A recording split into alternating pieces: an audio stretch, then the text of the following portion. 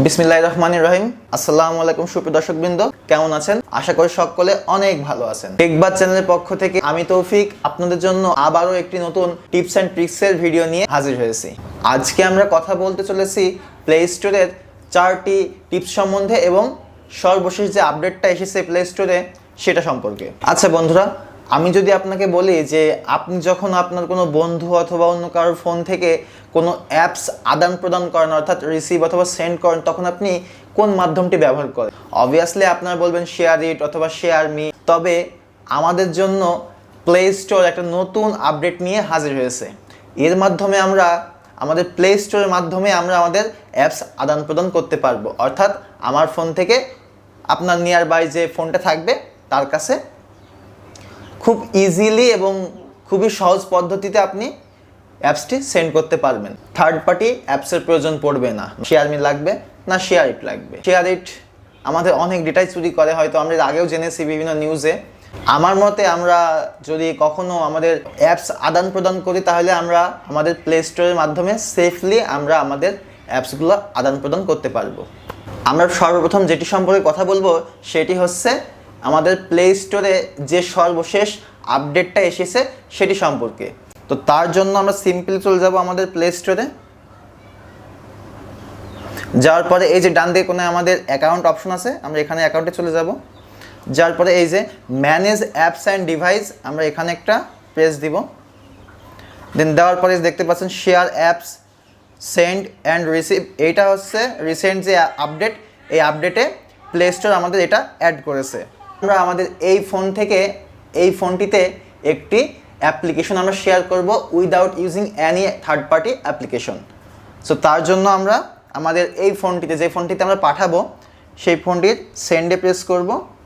করার পরে আমরা যেটি পাঠাবো, যে অ্যাপ্লিকেশনটি পাঠাবো সেটি সিলেক্ট করব। সাপোজ আমি এখানে কোনটা, আমি রকেটটা সেন্ড করব, দ্যাটস আমি রকেটটা সিলেক্ট করে দিলাম। দেওয়ার পরে এখানে সেন্ড প্রেস করলাম। এখানে বলছে সিলেক্ট এ রিসিভার, অর্থাৎ সে একটা রিসিভার খুঁজছে।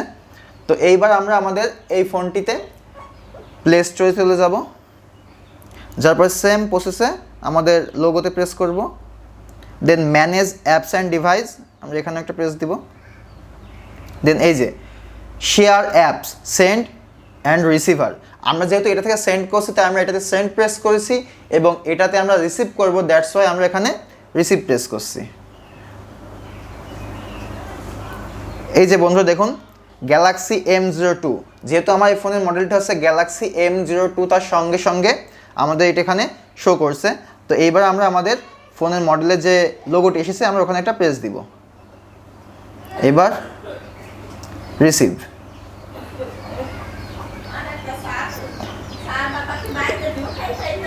এই যে বন্ধু দেখুন খুব সহজে চলে আসছে। কিছুক্ষণের মধ্যে আমাদের এটি সেন্ড হয়ে যাবে।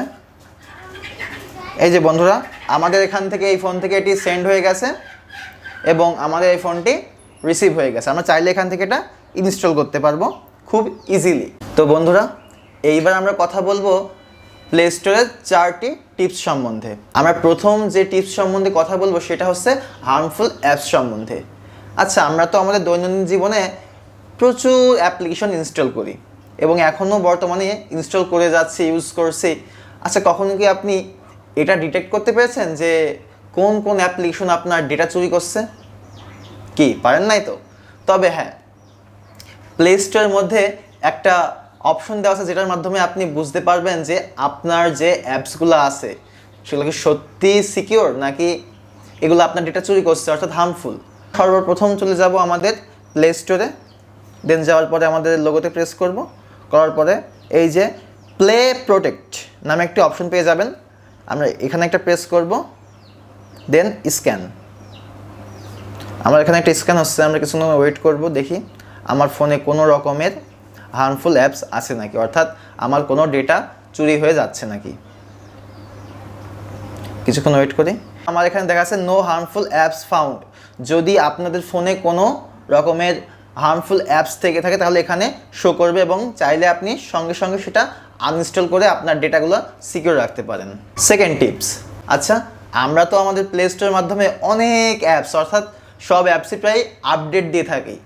আচ্ছা, আমরা কি আমাদের প্লে স্টোরটা আপডেট দিয়েছি? কি মনে হয়? তো চলুন আমরা এটা দেখে আসি কিভাবে আমরা আমাদের প্লে স্টোরটি আপডেট দিব অথবা আপডেট আছে নাকি দেখে নেব। তার জন্য আমরা চলে যাব প্লে স্টোর। যার পরে এই যে আমরা আবার লোগো চলে যাব সেম প্রসেসে। যাওয়ার পরে এই যে সেটিং নিচে লেখা আছে, সেটিংয়ে প্রেস করব। দেন নিচে অ্যাবাউট, এই যে play store version update play store, তো আমি এখান থেকে একটা প্রেস দেব। এই যে a new version is Google play store will be downloaded and installed, অর্থাৎ আমার এই প্লে স্টোরটি ডাউনলোড করা রয়েছে। এবার থার্ড টিপসটি হচ্ছে, আচ্ছা আমরা তো এ যাবৎ পর্যন্ত আমাদের ফোনে অনেক অ্যাপ্লিকেশন ডাউনলোড দিয়েছি, সেটা 2 বছর আগে হোক, 1 বছর আগে হোক। আপনার সাপোজ এমন মনে হলো যে আমি অনেক দিন আগে একটা অ্যাপস ইনস্টল দিয়েছিলাম, এখন আমার সেটি মনে পড়ছে না এবং সেই অ্যাপসটি আমার খুবই খুবই গুরুত্বপূর্ণ। অর্থাৎ আপনি আনইনস্টল করে দেওয়া অ্যাপসগুলো কিভাবে খুঁজে পাবেন, তার জন্য আমরা চলে যাব প্লে স্টোরে। যাওয়ার পরে এই যে ম্যানেজ অ্যাপস অ্যান্ড ডিভাইস, এখানে যাব। তারপর পাশে লেখা আছে ম্যানেজ, আমরা ম্যানেজে প্রেস করব।